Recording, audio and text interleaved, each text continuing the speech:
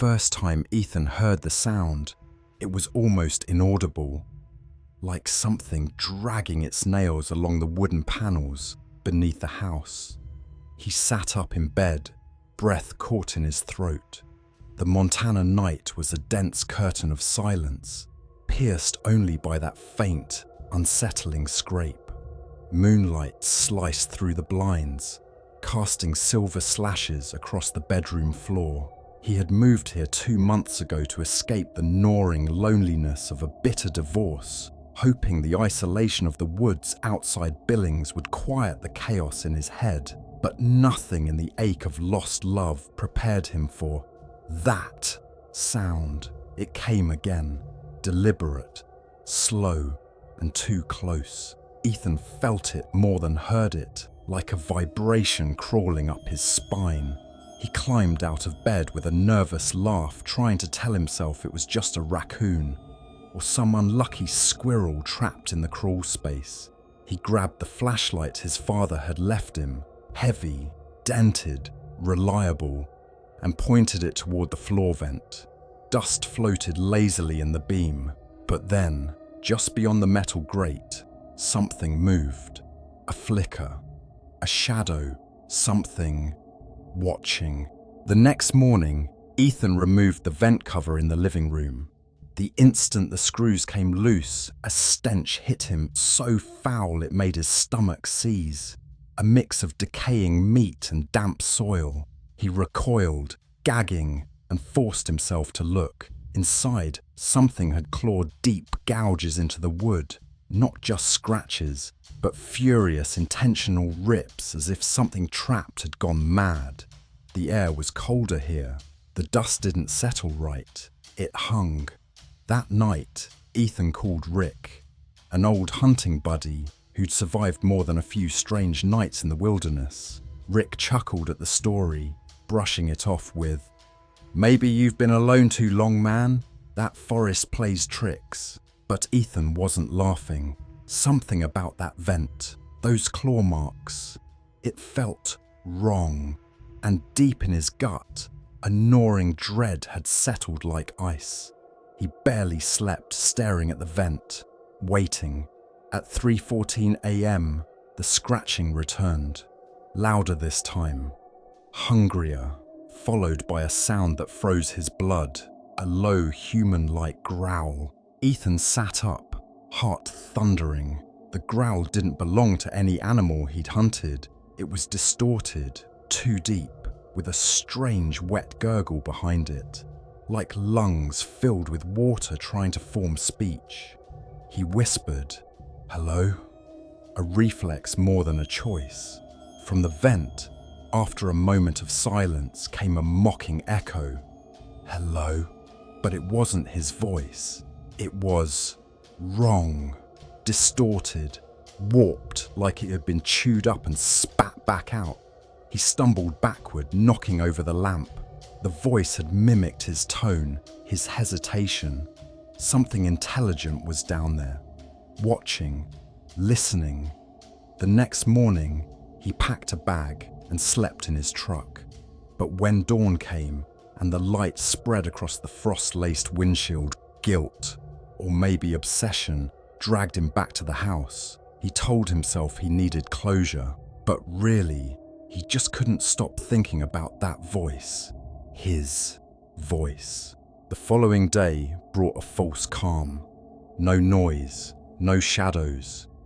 Ethan tried to clean, tried to eat, tried to act normal, but the silence felt staged. A trap. That evening, as he walked toward the kitchen, he saw something that shattered any illusion of safety. Footprints. Muddy, malformed, too many toes. They started at the basement door and vanished into the tiles near the sink. He stared at them, unable to breathe, his skin cold with realization. It had been inside. He called the sheriff's office. A deputy named Claire arrived, young, sharp-eyed, and polite. She looked around, took notes, humored him with soft questions. But her expression turned when she saw the prints. She knelt, touched the edge of one, and quietly said, "You're not the first to report this, not out here, but the others. They didn't last long." Ethan blinked. "What do you mean?" Claire stood, and without meeting his gaze added, "Don't dig too deep, Mr. Lewis. Some things don't want to be found." That night, Ethan didn't wait for the noise. He went looking for it. He opened the basement door slowly, flashlight gripped like a weapon. The stairs groaned beneath his feet as he descended. The smell hit him halfway down. Stronger, meatier, like something had died not days ago, but weeks, and had been stewing in the damp dark. The light flickered, shadows twitched along the concrete. At the base of the stairs, he saw it, a hole, freshly torn through the foundation wall, rimmed with cracked cement and damp earth. It hadn't been there before. Something had dug through, from inside. He crouched and leaned in. The tunnel yawned open, tight and pulsing with moisture. Symbols lined the dirt walls, crudely etched, not with tools, with fingers, human or otherwise. Driven by a mix of terror and determination, Ethan crawled in. The tunnel was barely wide enough, and every movement sent dust raining down on his shoulders. It smelled of rot and blood. The further he moved, the more he felt watched. And then, behind him, the slither of something massive. He turned his flashlight, hands trembling, breath shallow. Something moved at the edge of the light. He saw it. Tall, hunched, sinewy like flayed muscle, black and glistening with fluid. No eyes, just a gaping maw where a face should be. Until it began, changing. Flesh stretched, bones snapped. It took shape, his shape. Ethan stared into a face that was his own, mirrored and empty. The creature mimicked his fear perfectly, and then it smiled. Ethan screamed and fled, scrambling through the narrow dirt path like a panicked animal. He could hear it behind him, crawling unnaturally fast, scraping against the tunnel walls with bones that didn't seem right. The flashlight slipped, cracked, and died. Darkness swallowed him. He kicked and clawed his way back to the basement, pulling himself up the steps by pure adrenaline. Just as he reached the top, something latched onto his ankle. Fingers cold and damp. He screamed louder than he ever had in his life and kicked violently until the grip loosened. He slammed the basement door shut, shoved a heavy chair beneath the knob, and collapsed against it, gasping, shivering. In that moment, he knew one thing. Whatever was down there had learned his shape, and it wanted out. Ethan didn't sleep that night. Every creak in the wood sent a jolt through him. He nailed shut every door, every window, burned sage, muttered prayers he didn't believe in. When the growl came again, not from below, but from the hallway, he realized he was already too late. The thing had gotten in. It wasn't just copying him. It was replacing him. He grabbed his keys and ran to the truck. As he sped down the old gravel road, he glanced at the rearview mirror and froze. He was staring at himself. In the back seat, the reflection grinned, razor teeth lining a mouth too wide. Ethan swerved off the road in blind panic, crashing into a ditch. When he looked again, the seat was empty. He never went back to the house. In the weeks that followed, he stayed in motels, changing location nightly. But it didn't help. Mirrors started betraying him. Reflections that moved when he stood still. A smile when he wasn't smiling. A whisper in his ear as he brushed his teeth. Soon, he stopped looking at himself, covered all reflective surfaces. One night in a gas station bathroom, he looked up by accident and saw the thing behind him. It wasn't smiling anymore, just watching, as if waiting for him to forget, to slip up, to invite it back in. He ran, left his car behind, kept walking until the soles of his shoes peeled away. But no matter where he went, it was always there, behind glass, behind him. Ethan now lives under a false name in a shelter, speaking rarely. He covers all mirrors, avoids photographs. He doesn't explain why. People think he's mad, but at night, in the far corners of his room, he hears breathing that isn't his, a footstep in sync with his own, and worst of all, sometimes he dreams of a version of himself living his life back in the house, smiling, waving to neighbors, pretending to be human. And when he wakes, drenched in sweat, there's always one moment of panic.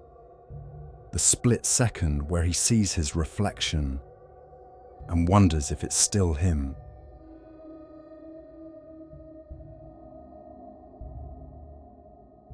It began with Max, the Hendersons' loyal golden retriever.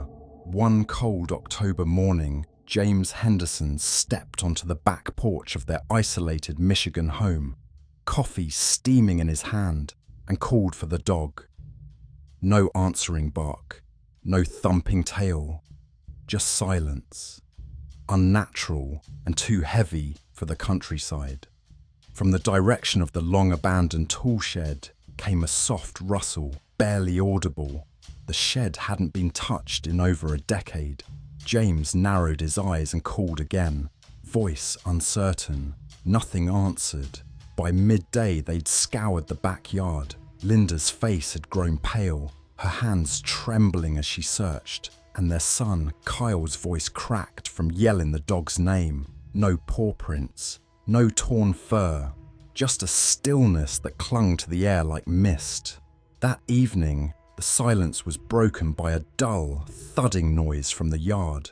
James, flashlight in hand, stepped out, and there it was, the shed door, slightly open. The next morning brought something worse. On the shed door were scratches, deep, uneven gashes that shredded the wood like it was paper. These weren't marks from a dog or even a bear. They were deliberate, wide, long, and human-like. James ran his hand over them, heart thudding. Maybe a raccoon, he muttered, lying more to himself than to Linda. That day, he bought a heavy padlock and sealed the door shut. Sleep was elusive that night. The house creaked with unsettling rhythm, like something pacing outside. At 2:40 a.m., a sound slithered through the silence. Something heavy passed by their bedroom. Linda jolted up, clutching the sheets. "Did you hear it?" she whispered. James nodded grimly and stepped into the hallway, bat in hand. Nothing there. But then, scratch. Slow, deliberate, just outside the back door. Something was waiting. Days later, curiosity overrode fear. James approached the shed in daylight and found the new padlock gone. Inside, the shelves were bare. All the rusted tools, the gardening equipment, even the old oil canisters, vanished. The smell hit him next. Rancid, sour, and suffocating. He gagged. In the far corner, water dripped steadily onto warped floorboards. Something darker pulled beneath. James pulled the boards up with trembling hands. Underneath wasn't a crawl space. It was a hole, a tunnel, dug with purpose. He could see scratch marks lining the walls, not from claws, but from fingers. The kind of marks left when something climbs out or drags something down. He slammed the boards shut and backed away. That night, the chain he wrapped around the shed was found in 2 clean pieces. The fog began shortly after. It didn't roll in like natural mist. It crept, curling unnaturally low to the ground, thick as smoke and just as choking. Kyle came bursting in one night, pale and shaking. "I saw them," he gasped. "Eyes, low to the ground, blinking sideways." James rushed to the window, dread clawing at his chest. There, at the edge of the woods, two glowing yellow eyes stared back. James called the sheriff. The man arrived bored, unimpressed. "Coyotes," he mumbled, waving off the details. But the sheriff didn't sleep in their house. He didn't hear the whispers that came from beneath the floorboards, whispering in a language not meant for human tongues. And in his dreams, James began to see the same thing. Tunnels, dark and endless, and something waiting within them. James couldn't take it anymore. One bitter morning, he grabbed a lantern, a rope, and an old revolver. He tore the boards up again. Linda sobbed. Kyle begged. But James had to know. He descended into the hole, the damp air thick like breath against his face. With every step, the air grew colder, wetter, wronger. The tunnel wasn't just dug. It was shaped, designed. The darkness shifted ahead. James raised the lantern and froze. It was there, half buried in the earth, long and glistening like wet stone. Its limbs twitched with unnatural grace. Its hands had too many fingers, some bending backward. Its eyes opened, yellow, unblinking. Then it grinned. Rows of teeth gleamed jagged and uneven, stretching wider than any mouth should. The tunnel pulsed. It was alive. James never spoke of what he saw in the tunnel. But that night, he left raw meat by the shed. It was gone by morning. Days passed. Then it wanted more. Larger portions. Bloodier. The thing never showed itself again. But James felt it watching, waiting. It whispered to him in dreams. "Feed me, or I take." The neighbor's beagle vanished. Then a backpacker. Each time, James said nothing. Linda's smile faded. Kyle stopped going outside. James knew he was bargaining with a thing that did not understand mercy. But he feared something worse if he refused. The creature was patient and very, very hungry. One morning, Linda found their cat, or half of it, lying on the porch, its insides ripped clean. That same night, Kyle awoke screaming. His mattress was soaked in foul-smelling water, dark and thick like oil. James ran in, heart in his throat. Kyle could barely speak. "It was here," he sobbed. "In the room." James stood outside until dawn, shotgun in hand, staring at the shed. He knew now it wasn't just underground. It could come up when it wanted. The padlock, the chains, useless. It was playing with them, marking territory. The shed was just a door. What lay beneath was the real home. They didn't wait for another sign. The next day they packed. No house listing, no goodbyes.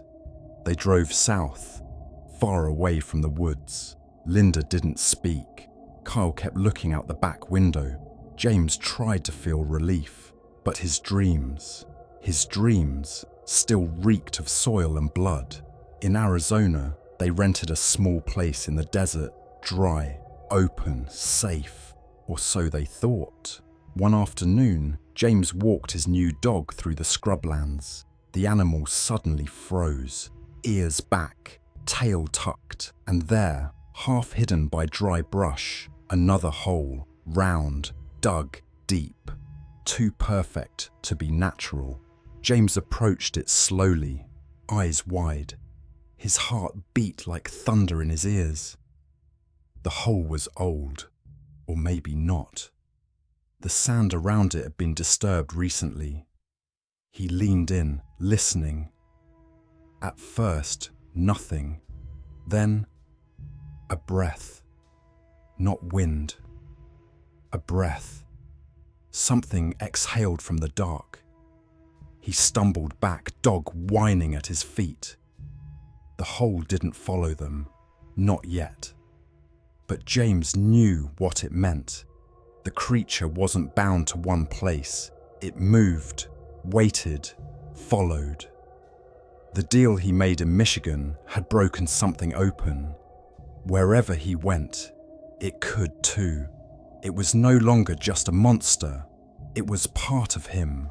James never told his family. What good would it do? They lived now in a house with no basement, no attic, no shadows. But shadows came anyway. One evening, Kyle whispered, "I hear it again, Dad. The scratching." Linda's smile never fully returned. James barely slept. Then, one night, as James lay in bed, the voice returned, clearer than ever. "You ran, but hunger always finds you." He turned toward the bedroom window. Just beyond the glass, two glowing yellow eyes.